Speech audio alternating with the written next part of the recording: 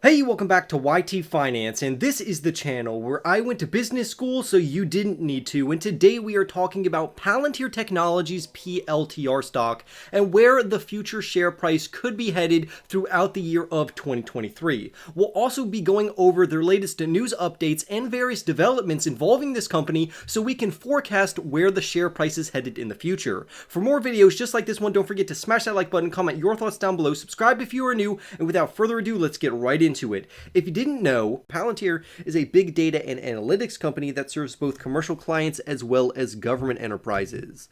Right now, the current share price of the PLTR stock trades for $6.97, while professionals think at minimum it's worth $4.50 over the next 12 months, and at maximum the company could surge up to $15 over the next year, or at least by the end of 2023. After a brutal sell-off in 2022, investors are wondering if Palantir Technologies stock is a good buying opportunity right now. Well, similarly to SoFi Technologies, 2022 was not very friendly to a plethora of different sectors and types of stocks. But I would say the start of 2023 has been quite good for this company, even though some analysts are still quite concerned over the overvaluation of this company. But I do think it's still a good company for long-term investors who are willing to hold this company over the next decade. So, should we buy, sell, or hold this company? Well, let's see what an equity research analyst from Jefferies has to say about this. He recently downgraded Palantir stock from a buy rating down to a hold rating, and I actually agree with him considering that the current macroeconomic environment is not being very friendly to technology stocks. And just like me, he is citing macroeconomic challenges as his reason for this downgrade. He does not see that the majority of software companies will make a rebound in 2023, and I agree with him on that point, but I would also like to point out that Palantir's management has made it clear that they are investing aggressively into marketing and sales to offset the lack of growth that they have been experiencing as of late. You can see from the chart on screen that their overall deceleration in growth has negatively impacted the company and their share price, so they are aggressively marketing to more companies to land more partnerships. But clearly there's more than meets the eye for this particular company, given that they are still landing fantastic strategic agreements, contracts, and partnerships with a plethora of companies, both within their government segment as well as their commercial segment. Despite negative macroeconomic factors and challenges that are coming, Palantir has still found ways to move forward. For instance, their strategic alliances and partnerships should not be discounted by investors. These partnerships that they are landing will potentially lead to more revenue generation and future deals throughout time, which is very positive. So far in 2023, they have landed a multitude of partnerships, but two main partnerships we will talk about in this video, and then one in the article after this one. And all three of these partnerships are anticipated to generate long-term revenue growth for Palantir Technologies. Currently, Palantir stock trades at 7.5 times their price to sales ratio, which is still pretty expensive, but they are below a 10 PS ratio, which makes them decently competitive within their overall space. But the really positive thing about this company is that they have over $2.5 billion worth of cash on their balance sheet, so clearly they can weather very negative macroeconomic conditions.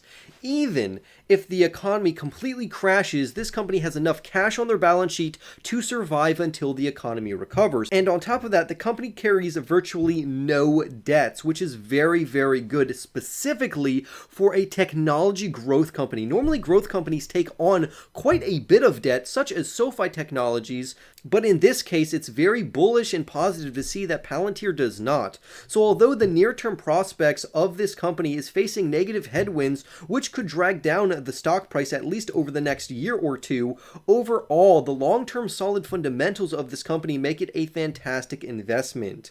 At the end of the day, the economic climate is out of Palantir Technologies' overall control, but they do have the overall strong balance sheet and technology to get through these difficult times. And at its current valuation, although it's arguable that it is trading at a premium, long-term investors could still make money off of this company, and it could be an amazing buying opportunity to either average down your average cost basis or accumulate more shares, because in the next decade, the company's share price is going to be trading much higher than it's trading at for right now. So it really just begs the question, how long are you willing to invest into this company for? So it really just begs the question, how long are you willing to hold this company for until you start making money?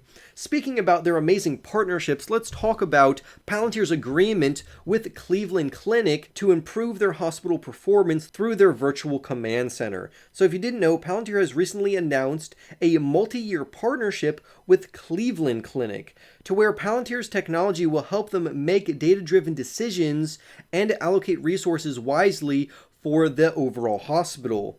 Essentially, the virtual command center will help improve care delivery across all avenues of operation, including staff allocations, wait times, hospital bed assignments, and overall utilization of critical resources. The CDO of Cleveland Clinic had to say this about the partnership, and I quote, "Implementing the virtual command center as the foundation of our hospital operations is transformative to our organization and our ongoing mission to provide the highest quality of care to every patient." They go on to say, "We are proud to be working with Palantir to equip our caregivers with the tools to make the best decisions for patient care." End quote. Clearly, this virtual command center will be built on Palantir's Foundry platform to help better forecast patient admissions, discharges, and transfers, as well as assess the availability of caregivers and hospital beds. It will also help managers utilize hospital resources, adjust staffing levels, reduce overall wait times, and ultimately provide greater access for patients. The Palantir COO also commented by saying, "The right software is essential to modern healthcare, and we are thrilled to be working with Cleveland Clinic to bring the experience and expertise of Foundry to enable data-driven decision-making and apply it to hospital operations." He goes on to say, "Not only will the virtual command center improve efficiency and financial outcomes for Cleveland Clinic's facilities, but it will also allow for more patients to be seen and treated every day. And that's exactly the kind of mission-critical outcome Palantir was built on." End quote. So overall, this is very good for Palantir Technologies, and I love to see this development.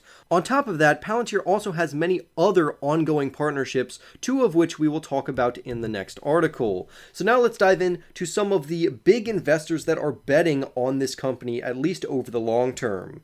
And these other strategic partnerships would include Cloudflare, ticker symbol NET, and Posit, which is a technology company. So it's great to see Palantir continuously extending contracts and partnerships and also landing new strategic agreements with a plethora of different companies.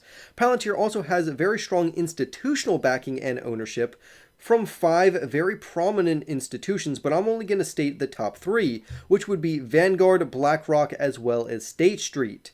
Vanguard currently holds 157.48 million shares. However, they did recently sell just under 2 million shares during quarter 3 of 2022. On the other hand, we have BlackRock, ticker symbol BLK, which owns 91.71 million shares, and they actually purchased just over 250,000 shares during quarter 3. On the other hand, we have State Street, ticker symbol STT, which currently holds 34.87 million shares, and they recently purchased over 500,000 shares during quarter 3. So it's very good to see institutional backing for this overall company, which can show that these institutions believe in this company over the long term, and that should translate over into investor confidence. So I'd love to hear your thoughts down below. Also, don't forget to go and smash that like button, subscribe if you are new, and I will see you in the next YT video.